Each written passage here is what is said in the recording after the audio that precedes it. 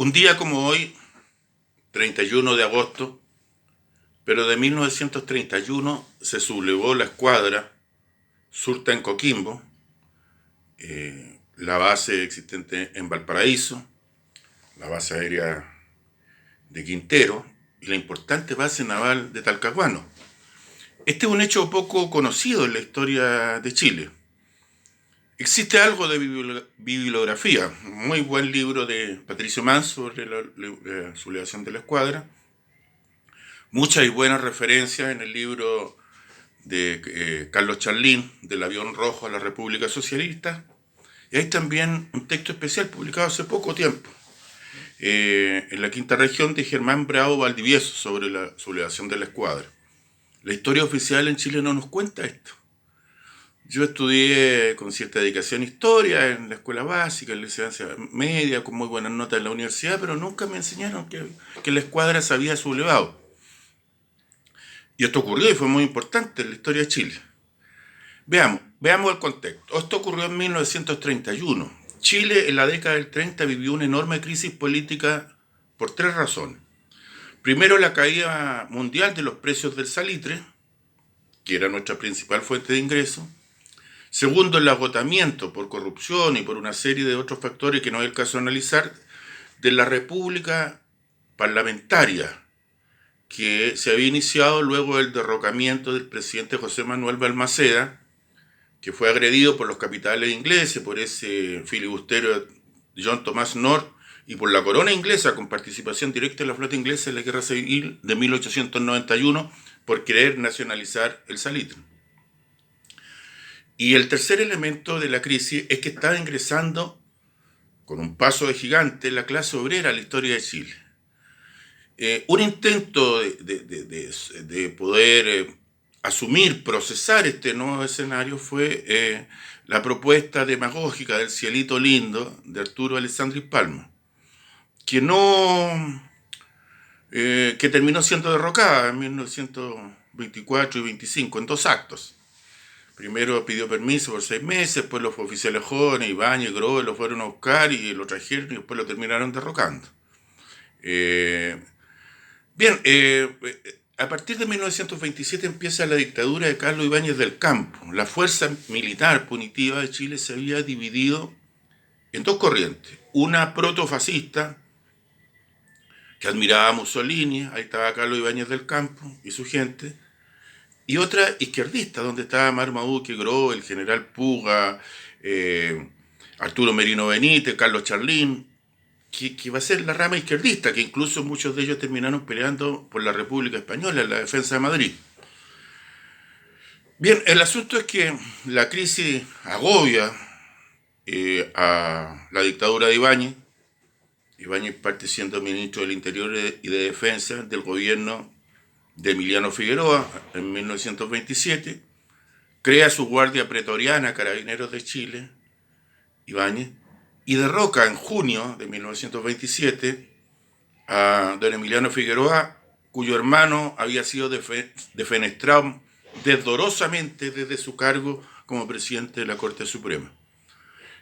Crea el Congreso Termal, Ibáñez, es decir, no cierra el Congreso, pero él obliga a que los partidos lleven una cantidad de candidatos exacta a la cantidad de cargos a elegir, por lo tanto se predetermina el resultado. Y todo mecanismo que predetermina el resultado de una elección es antidemocrático.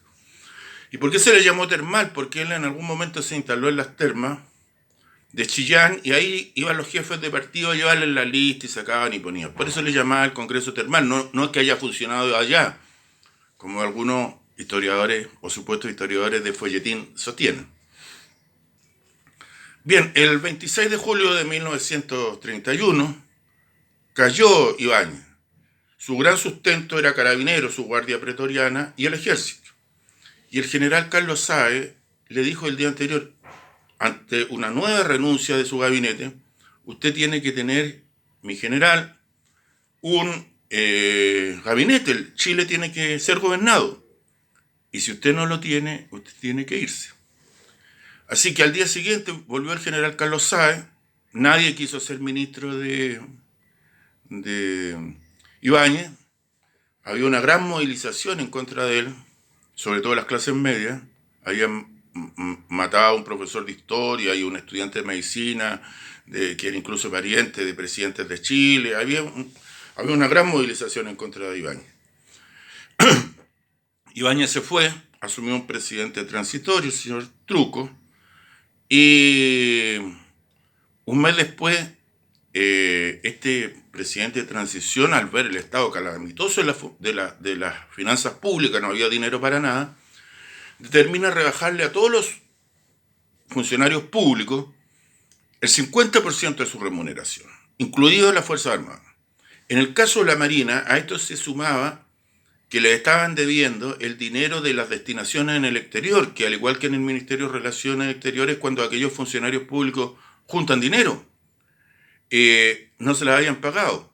Pero además le habían bajado un 10% en la remuneración el año anterior ya a Carlos Ibáñez, y ahora un 30% más. Eso hace que el 31 de agosto, la escuadra, que tenía como buque insignia, recién llegaba al almirante La Torre, un acorazado de 35.000 toneladas de desplazamiento, un barco gigantesco de 1.200 tripulantes, se subleve la escuadra Surta en Coquimbo.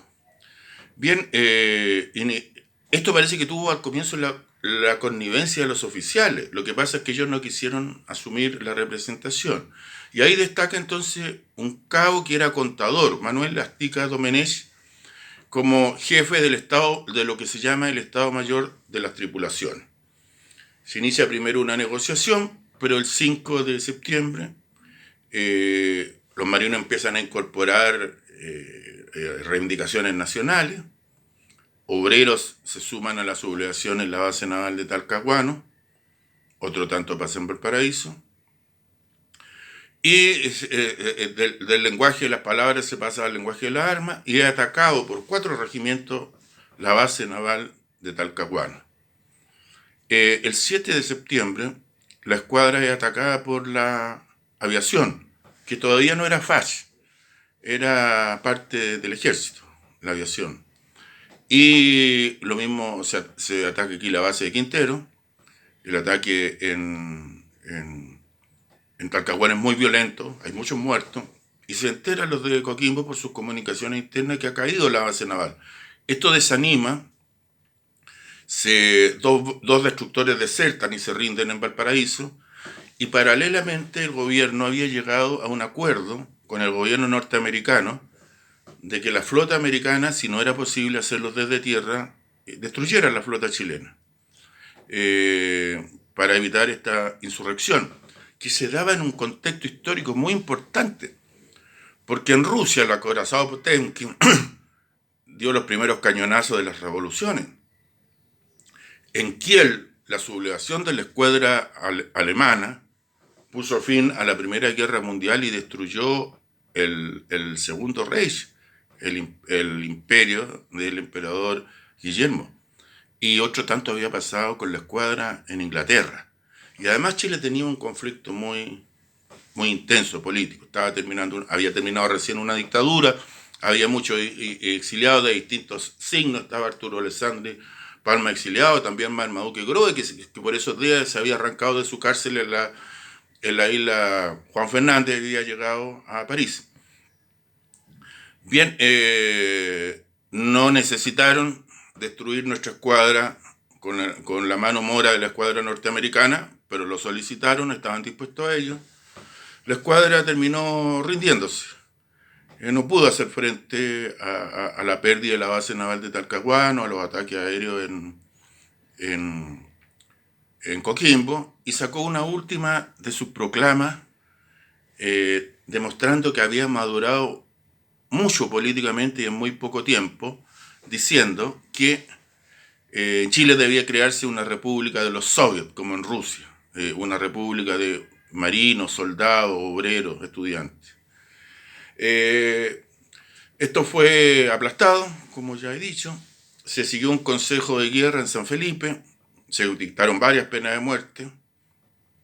Ahí hubo muchos presos procesados, entre su tío abuelo mío, Jovino Toledo Becerra.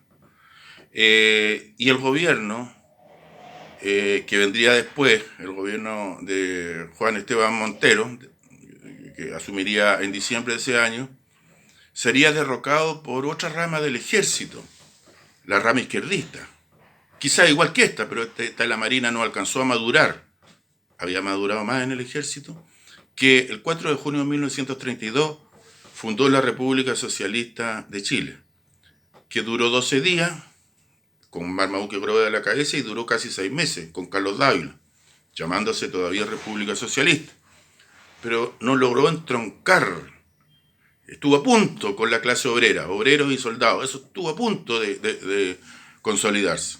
Bien, el gobierno que ganó las elecciones para reemplazar al dictador Ibáñez, lo presidió don Juan Esteban Montero, conmutó las penas de muerte.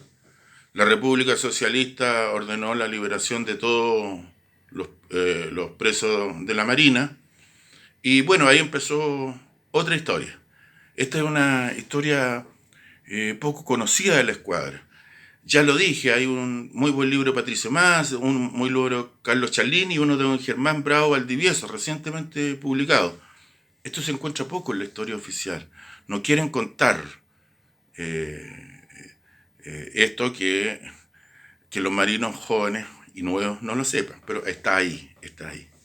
Coquimbo, 31 de agosto de 1931.